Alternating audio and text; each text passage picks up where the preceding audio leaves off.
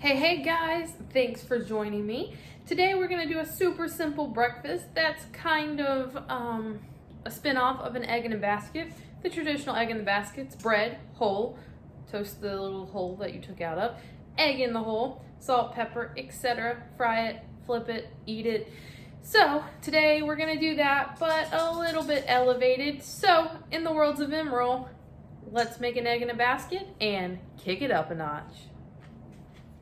So this is a very simple recipe. As I said, all you need is 2 pieces of bread, 2 eggs, salt, pepper, cheese, sprinkly kind, shredded kind, and some EVOO spray or otherwise Pam, whatever you have.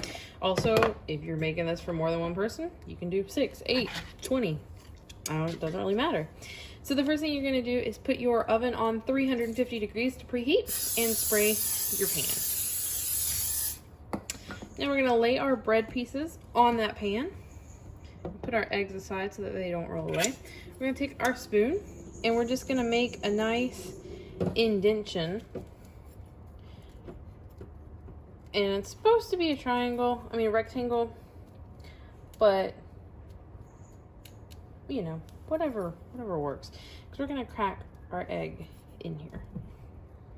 So just make sure you squish it down really good. See, with a traditional egg in a basket, you just cut the hole out and then figure out what to do with your bread. You make the bread, or toast it and dip it, or nobody really knows. I wonder who invented an egg in a basket. One time when the new Hobbit movies came out, IHOP, I think it was, had a Hobbit menu, and so they called these Hobbits in a hole. I've heard them called Toads in a hole too. And so I ordered a Hobbit whole breakfast when I was, look, our oven's ready. I ordered a Hobbit whole breakfast when I was with my friends, and they were like, I don't know if I like the sound of that. Do I want to eat a Hobbit whole? Alright, so once you get it all nice and pressed down, don't know if you can really see, but it's definitely an indentation along here. We're going to season the bread. So salt and pepper. I always say salt and pepper, but I usually always end up doing the pepper first. So it's like salt, pepper, yeah, whatever. And then the salt. You would think at some point I would just invest in a regular salt shaker. Now we're going to crack our egg right into the little impression. So we have 1 egg,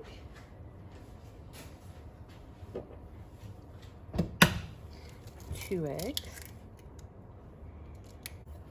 I also forgot to mention that you're going to need just a little bit of either butter or margarine. So I'm just using some margarine, just because it's easier to spread. If your butter is out at room temperature, you could do that too. I'm just putting it on the back of the spoon and just going around the edge. Now be careful to only hit the bread. You don't want to drag up the egg onto your bread. Just going around the edge of the bread.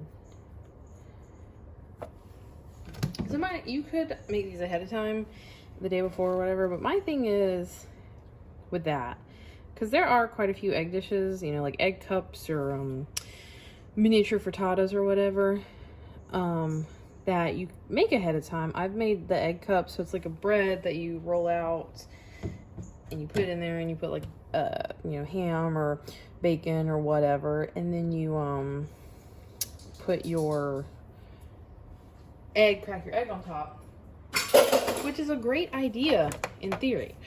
But my thing is, a lot of people suggest to make it ahead, and yes, you can do that, but if these eggs are over easy, I like my yellow runny, when you go to heat them back up again, the yellow gets cooked. I'm going to add just a little bit more pepper and salt. Said it right this time, guys. Just on top of my egg. Not a ton, because it is seasoned from the bottom. And the recipe, if you're reading the written recipe that I'm going off of, it says to only season the bread. Season it on the bottom. But I feel like that egg just needs a little bit of seasoning. And then you're going to take your cheese. And we're just going to do it right along the edge of the bread on top of that butter. If a little bit gets on the egg, that's fine.